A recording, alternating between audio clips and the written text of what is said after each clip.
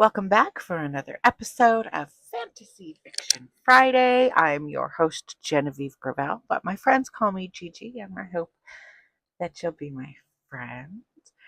If you are new here, welcome, welcome, welcome. I'm so excited to see you. We are currently reading from my book, The Ladies of the Lily, Dystopian Tales of the Fae. It's an anthology of short stories, and we are on story 15, Azalea's Tale. Just a little disclaimer, my tales are dystopian, and with that, they are disturbing. They're not as unhinged as a lot of the stuff I read, but they're a little unhinged, so be sure to check the description in case there's anything too triggering that you might want to scroll past. Also, if you do not have a fully developed frontal lobe, I love you and I care about you, and that's why I'm going to ask you to not consume my content because it is adult in nature and theme. Um, for many different reasons. We will be skipping over a little bit in this story today because it does have a couple little spice, just a little spicy, not too bad, but we're going to skip over that. Okay, so let's get into it. Fleur the Forest Rain, Azalea's Tale. The sheet fluttered over the bed. Sparkles fluttered in the ray of sun shining in through the large window. The breeze hit me like a wave of fresh gardenias. Lovely. Easy work by better, made better by my employer, who was as easy on the eyes as he was to work for. Never a stern tone or a thoughtless thing to say. He was matter of fact, clear in his expectations, and quick to praise a job well done. Best of all, he was rarely there, looking over my shoulder and micromanaging my work. I was sure if there had been a lady to his lordship, things would have been drastically different. I had heard horror stories of what some of the other maids had experienced, and it all made me all the more thankful to be placed in his employment. Could be much worse. A flicker of red lace picked out from the bed's corner. I reached down and instantly found regret for picking up the used lady's undergarments. It was not the first time, and I was sure it would not be the last. Lost on me was why. Not why had he bed so many, or why they had bed him. I wouldn't say no if given the chance, truth be told. Rather, why would they leave them behind? Who's going home in the dead of night with no... And they fancied themselves ladies while acting in crass and unbecoming ways. I would never. I guess it was none of my business, though I wouldn't have minded if it were. I too swooned over him. It was hard not to. I mean, inwardly, of course. I wouldn't want to do anything that could jeopardize my employment here. As I said, it could be much worse. But they felt luxurious under my fingers, in contrast to my cotton drawers under my burlap four-length dress that was covered in stains. What would it feel like to wear such an item? What would it feel like to wear them for him? What would it feel like for... The sound of the front door closing shut with a thump snapped me from my fantasy. Shit, he was home. I hid the panties behind my back as he entered the room. His scent hit my nostrils. The scent of lilac and rose. Oh, I could get lost in it. I just know my eyes looked at him longingly, half open, unable to break from the visions he had gifted me. Enough out of it. Should I send this to the laundry? I held them up and they dangled from my index finger. Was I taunting him with them? I had not consciously done so. A flush of embarrassment stained my cheeks. My parted lips offered a giggle. My eyes turned downward, refusing to meet his gaze. A slight smile crossed his face, the twinkle glistening in his eyes, threatening to steal my breath from my chest. That would be just fine. The low, velvetly smooth words flowed from his luscious lips that sent swarms of tingles all over me. Woman, I told myself, stop it. He knows. How could he not? How could he not? My thoughts were my own, but my body betrayed me, showing them without words, without action. I tried to look serious, forcing the smile to a straight line across my face. I brushed past him on my way to the bathroom to retrieve the towels from the shower. Oh, shower.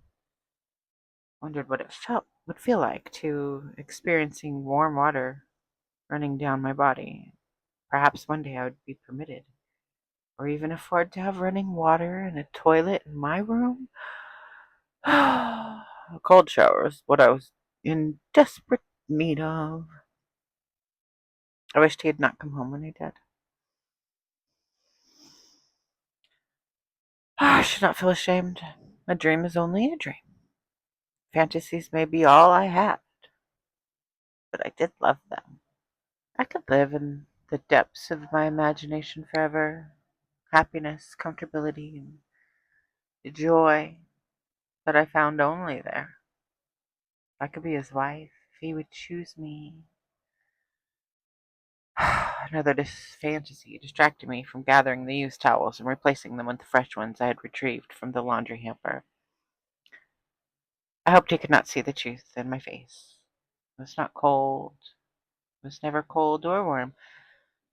The temperature was always perfect, moderate.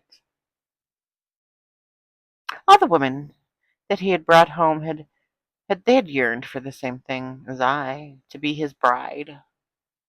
Well, they had more of a chance than I did. I had no chance. To marry so below his station would be scandalous. He could lose his status and his wealth. I dreamt he would choose to lose it all if he could just have me. Wanting me with such vigor that all other remembrances of what other women they would just fade away.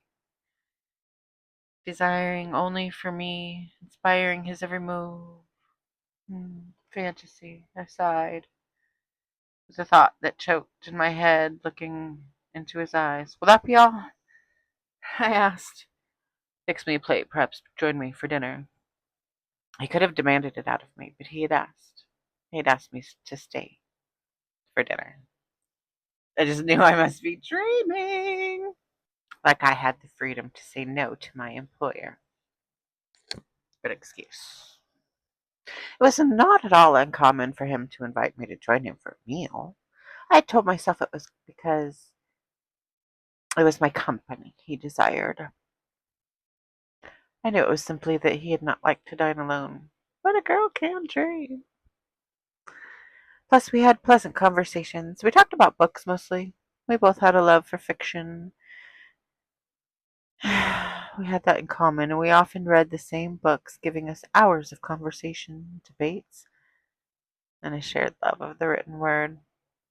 So I went to the kitchen, beginning to plate the meal as I had previously prepared, of a black spider covered in wine sauce atop of rich rosé puree. A song in my heart left my lips as I plated the meal with an artistic flair, pretending that I was his wife and he was going to put 1,000 babies on me. Looking up, my eyes locked on his. He had been watching me, sounding shrill, saying nothing, just watching me, feeling not at all self-conscious. Just kidding. I had become completely aware of every part of my body and my surroundings. I have something stuck in my teeth. I smiled back at him, careful not to look back in those eyes, with 2 plates, one in each hand, and I squeezed by him to place them on the table, but he didn't move to let me by. My arm brushed against his. As I passed, he twisted his body to follow me with his eyes. feel his gaze following me. Or was that just my imagination again? I stopped singing to exhale slowly in attempts to calm down the pounding in my chest. Oh, do not stop. I never realized you had such a lovely singing voice. I quite enjoy it, he said. Whew, I knew the blush was visible. I looked down despite my overactive imagination. I was a shy girl. And he, or rather how he made me feel, only served to amplify my shyness. I continued my song, looking away from him as I poured the wine into the long stem glasses, finishing only when I took my seat across from him at the table. Azalea, you really are a beautiful girl. My mouth would have fallen open if I were not, a face full of food. The shock of his words forced an all stop on chewing, and I gulped the bite down, nearly choking, not knowing how I should respond. In my fantasies, it would have been easy, cheeky, or a fun little quib. But I was not the girl I dreamt I was. I found myself at a loss for words, not knowing how to respond. How would a lady respond? Only I were raised like someone of his own class. Why are you not married? He asked. Oh, long story. One I had not wanted to share, preferring to forget. I much preferred to pretend I was not who I was. I had worked for the Lord Valerian for several years, since I was 17 or 18, I couldn't remember, but enough time, enough meals, and enough conversation to know that he knew me. Like the real me. I mean, like mostly.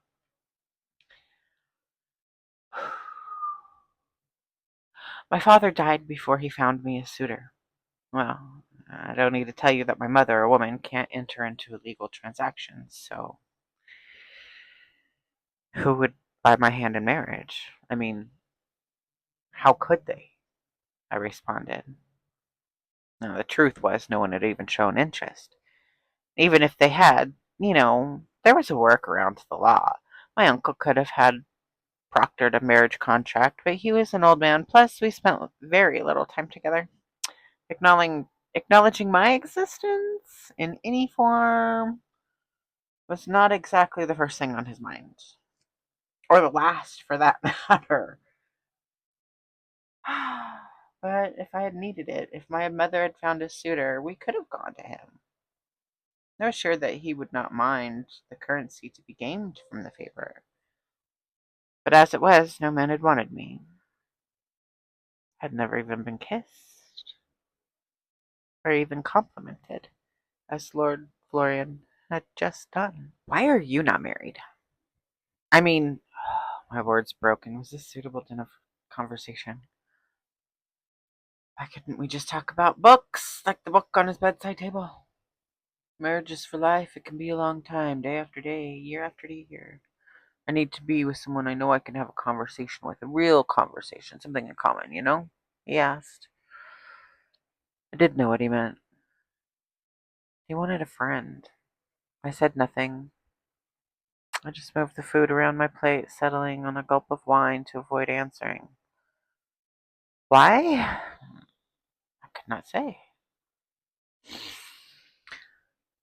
You want a friend? I finally spat out after swallowing the wine as it was beginning to warm me from the inside, relaxing my inhibitions. I relaxed in my chair. I found comfortability in his presence as my shock of the perceived flirtation wore off. Yeah, a friend. His dialect and the way he ended most words with an upturned long sound was compelling. The women I date are some of the most beautiful and well educated in all the great oak. Jealousy dwarfed the warmth of my smile, filling me with a cooling heat. I wished I were them. Beautiful, more well educated. Now I was well read, but a proper education was something the Fae of my station, well, that was more often denied. Such simple words spoken with no maliciousness. Yet it reminded me of my place in society, my place in his home, my place in his life. I was a savage, his maid, and I would never be anything more, no matter how much I had desired it. I understand it's what society expects of them, but when we're alone, none of them dare to drop their pretense. Not one of them has ever offered me anything real. A voice I could listen to every day for eternity. I just want someone real. Someone like you, he said. What? I sat up. Did he just say what I think he said? Like me. If he was trying to seduce me, it was working. His words stung with all that glitters, cooling the rage of jealousy and replacing it with a cold tingling that ran down my spine and over my flesh. He reached out and took my hand in his. If only things were different, his words stripped me of the pleasant pleasure. Left me wanting to return to the moment before when my fantasies seemed somewhat tangible. I'd wanted for but just a moment to return there. Beautiful place of my fantasies that could be reality. If only for a single night I could just. And then I could return to my life and live happy and die happy despite my station. I held in a sharp breath. My attempts to wipe him from my mind proved to be futile. I'm sorry, he said, realizing his words had been insensitive. He was right, though. If only things were different. We existed in a society of rule and law and expectation, and he wasn't wrong to think so. He wasn't wrong to say it. Nothing to apologize for. I stood, picking up the plates with every intention of washing them before I excused myself for the day. I ran the warm water to fill the sink. Such luxury.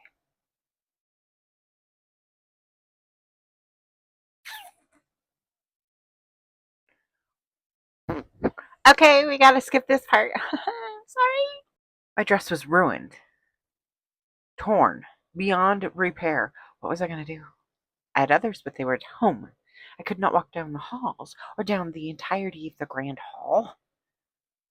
I couldn't even hold the dress closed. It was torn to shreds. What is it? He asked. I have nothing to wear. How will I get home? I was fighting back literal tears. I couldn't stay here. I couldn't leave. No matter what we did from here, scandal would surround us, defining our lives in its consequences, all because of a stupid old dress. Or something of mine, he said dismissively. I can't wear pants. It's against the law. And the tears sprang forth. We can't be found out. What am I going to do? Calm down. Stay here. Say I had a project that took you hours, and tomorrow I will buy you a new one. All will be fine. Besides, I owe you a dress. It can't be too fancy, or to raise suspicion, I retorted. Nothing too fancy, got it. He took me in his arms, resting my head on his chest. His heartbeat fluttered softly in my ears as I drifted off into a peaceful night's sleep. I had to do my day's work in one of his shirts. The opening for his massive wings exposed the entirety of my back. I had laundered everything else and hung them out to dry and took a warm shower for the first time in my life.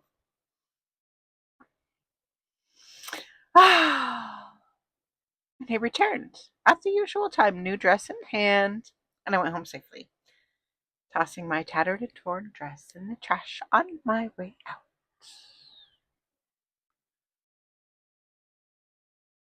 He filled his closets with new dresses for me, each one the same as the next.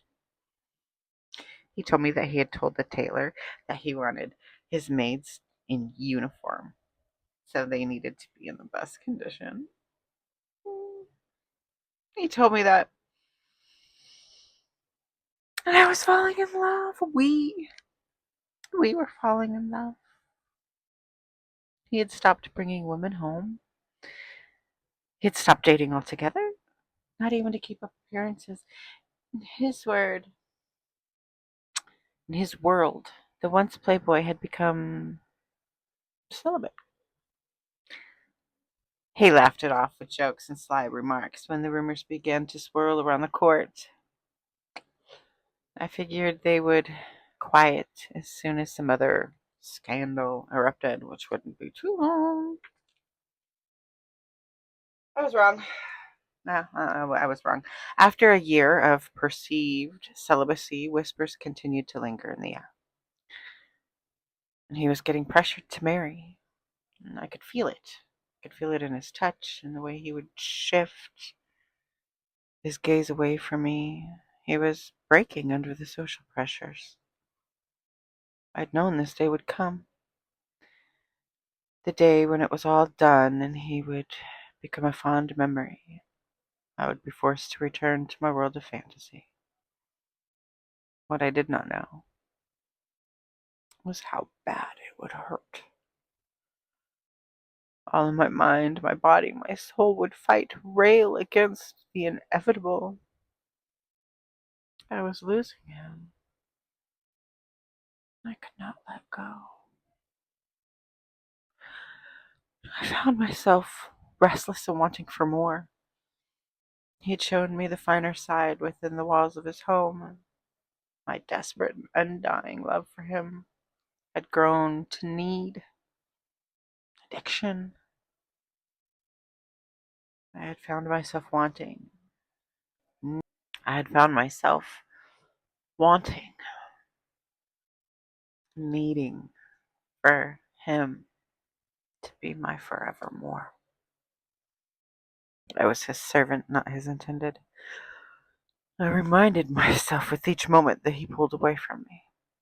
So I filled my time dusting shelves with no dust, refolding towels, sweeping a tidy floor.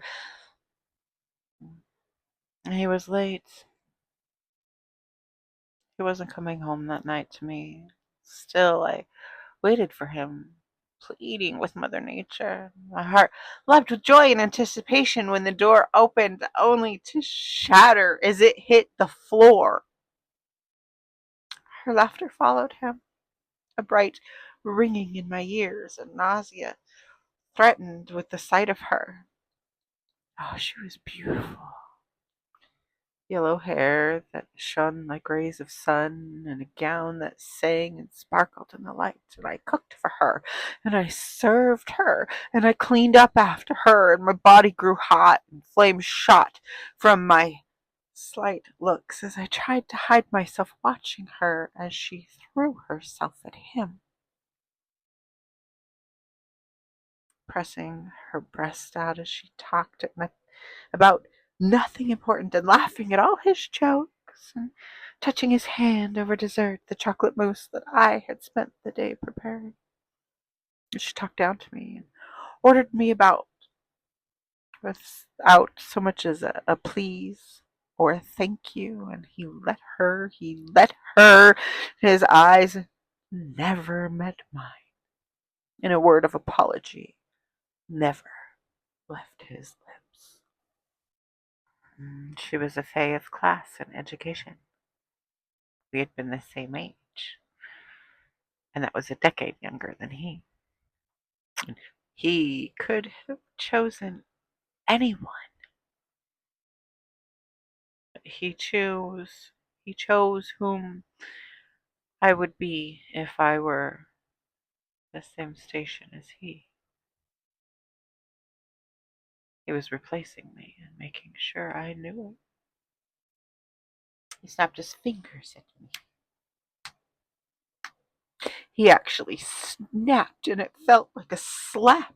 Snapped as if I were less than he, less than she, as if I were a pet, or worse,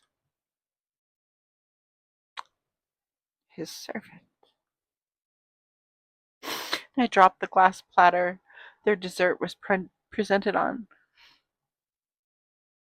Oh, I bent to clean it, cutting My finger. I pretended my tears were from the bloodied finger and not the woman threatening to take away everything that I had loved in the world. If only their world were a different place and I was free and he was free and we were free to love. Love. I stood there like a fool, crying and bleeding, holding the tip of my finger as the blood pooled and dripped down the outside of my hand, looking for any sign of concern from him, and none.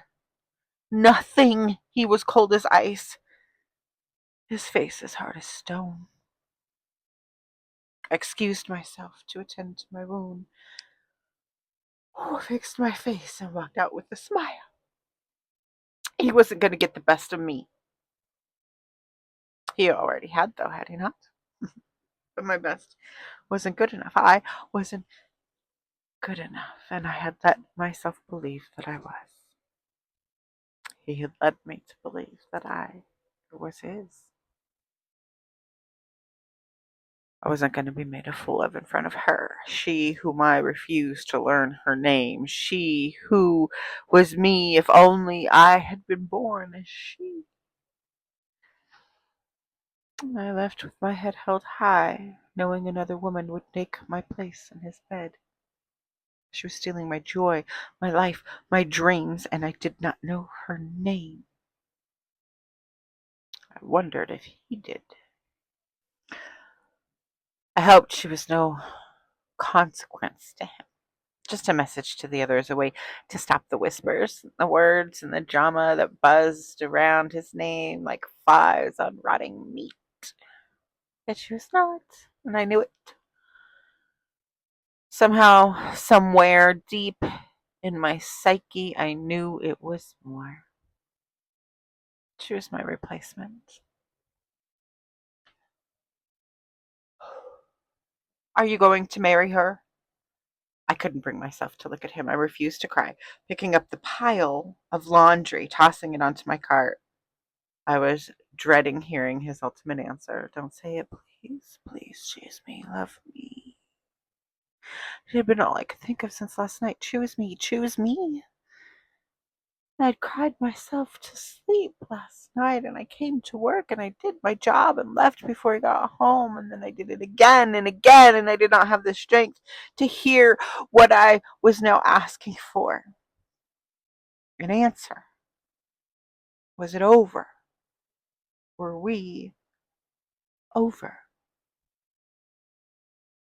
I have to. His arms wrapped around my face, and I steadied myself on the cart in front of me, frozen, unable to pull away, not wanting to pull away, embracing the moment, knowing it would be the last. I couldn't fight it anymore, and the tears began to fall, and his lips pressed on top of my head. Please don't cry, he whispered. And I twisted in his arms and buried my face into his chest. Choose me, I whispered. The words escaped for the first time, and then they were in the ether, waiting for a response. You know I can't. He pulled away from me, running his hands through his long, beautiful hair, and his look frustrated, angry even. Why? What right did he have to be angry? He knew my feelings for him, and he felt the same, or so I thought. This was his choice, his doing. I would not. I would never choose to leave him. I didn't know how I was going to let him go. I was breaking. My existence shattered, and he could stop it. There was still time, if only. Why? Who cares what they say? I spat my words out from behind my trembling chin. You can't possibly understand the pressure. You have no idea. She's a good choice. She'll be a proper wife, one you can never. And his words stung with a fury as they stabbed through my heart, taking my breath from my chest in an audible gasp. My hands wrapped around me, providing a layer of protection from his words, from the pain. You know what I mean? Sternness in his words, slapping me in the face, a tone that told me much more than the words themselves, telling me all I needed to know. I could choose you, I would. She's the only choice I have. There is no other choice. She's from a good family. She's young. She will give me healthy babies. And my hands moved to my belly. I can give you babies. I will give you babies. I all but fell to my knees, begging, pleading, choose me.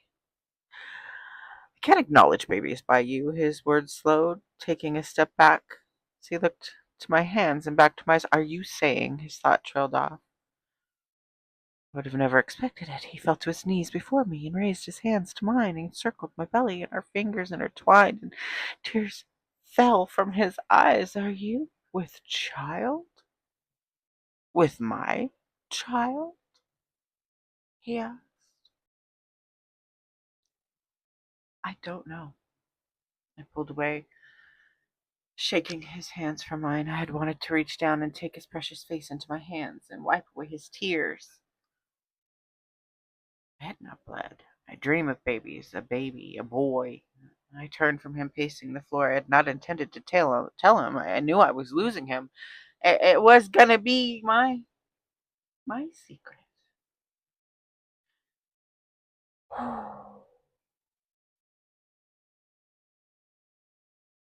Ah, that could be explained. All of the things that I was physically feeling could all be explained away by stress or grief or lack of sleep. I wasn't eating properly. I was too tired to cook for myself or even going for to the shops on my way home from work. It was just too much.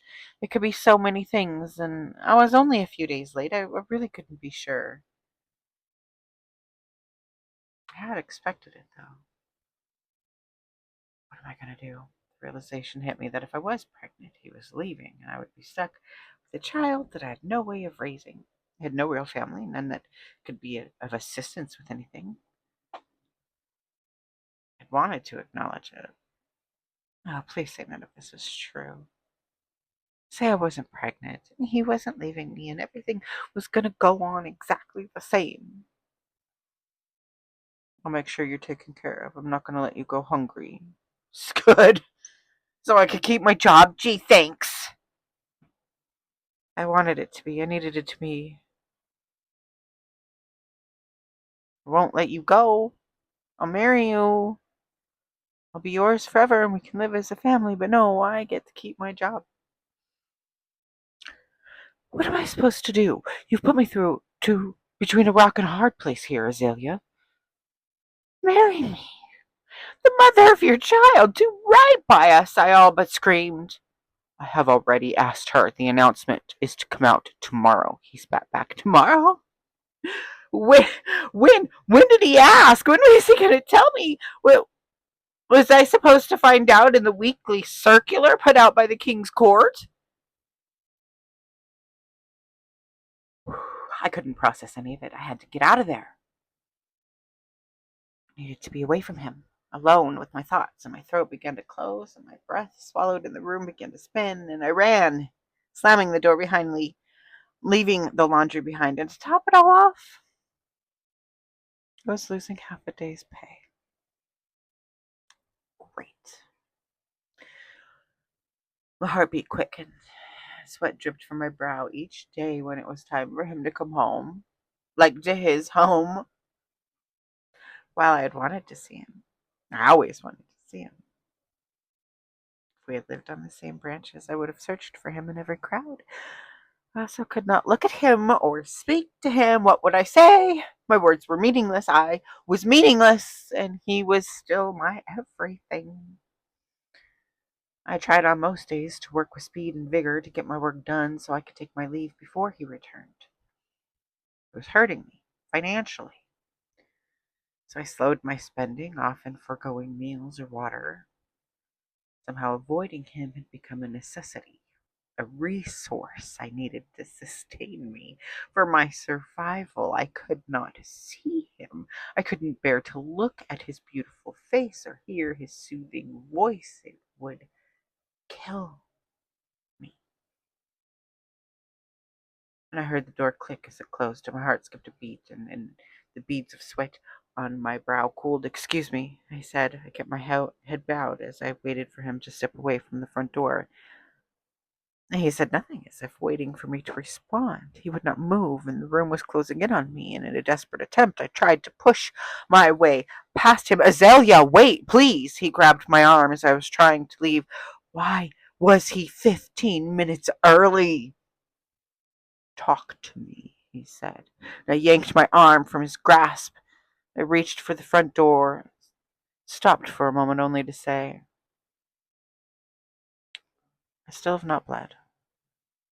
I was a month late. I had no doubt that I was caring for his child. I know he knew what I knew. What more was there to say? He released his grip on me. Pain looked in his eye, and I ran out the door, not looking back to see if he watched me go. Hunger pains tightened in my belly. I felt exhausted as I made the bed that I desperately needed to lie on. Today, though, I had to get out of the room before he came home. The anxious feeling and the worry he would return home early again, it fueled me. Not food or water or rest, only thoughts of facing him and hearing his voice, breaking my heart all over again. The little black dots, they swarmed my vision as the room began to spin, and I tried to shake it off as I flung the sheet over the soft, fluffy mattress, and it fluttered down in a slow motion, and my world went black. I opened my eyes, not sure where I was. A rush of warmth poured from me, and the sounds of two men's voices. One was Florian, but the other I couldn't place. And I tried to sit up, but I was pushed down by my shoulders. Florian's concerned face appeared as my vision cleared. Looking around, I realized I was in his bed. I was making his bed, that's right. My memory started to return to me. "Lie down, don't get up. The doctor's examining you," Florian told me. "Doctor?" No, I'm fine. I forgot to eat us all." I managed to sit up as the doctor's head popped up from between my legs. He removed his gloves. They were stained, dripping. My heart began to race, and the vertigo started again, and I laid back down and closed my eyes. "I see no evidence of there ever being a pregnancy," the doctor told Florian. The two men spoke to each other as if I was not in the room. He was wrong, I was sure of it. There was a baby. There was a baby. My heart sank and my hands went to my belly, and I rolled to my side, unable to stop the flood of tears, gasping, crying loudly. "She's hysterical," the doctor said, and it felt accusatory. Why shouldn't I be hysterical? I'd had a miscarriage, and was I expected to not cry, to not grieve, to not be filled with panic or worry or the looming sense of utter fear? I felt a prick and a sting in my outer leg. "This will calm her." The doctor had administered something, and I didn't know what. And a wave of calm washed over me. I could move, but I had no desire to do so. So I closed my eyes, feeling funny on the inside. "I have to report this to the king as I am mandated," I heard the doctor's voice say. "Report what?" What was he saying? Had I heard wrong? "It'll take a few hours for the sedative to wear off, then she will be fine. I will send her the bill. I need her room number," he continued. "I will pay for your services," Florian said. "I advise you not to," the doctor responded. To Florian, "It will only make things harder for you. You do understand you will be investigated." Investigated? Who's investigating what? I thought as I drifted off to sleep. In the morning, I rose in a stained sheet, my belly cramped and my brain swam in my skull. I showered, changing into a fresh new maid's uniform. I pulled the sheets from the bed. I had not been to the laundry, of course, so I had no fresh bedding to replace them. I didn't know what time it was. While I worked as hard as my body would let me, I moved slowly. Each step was excruciating. I'd caught the sickness of the soul, the one that plagues us all. An epidemic that went unacknowledged, normalized.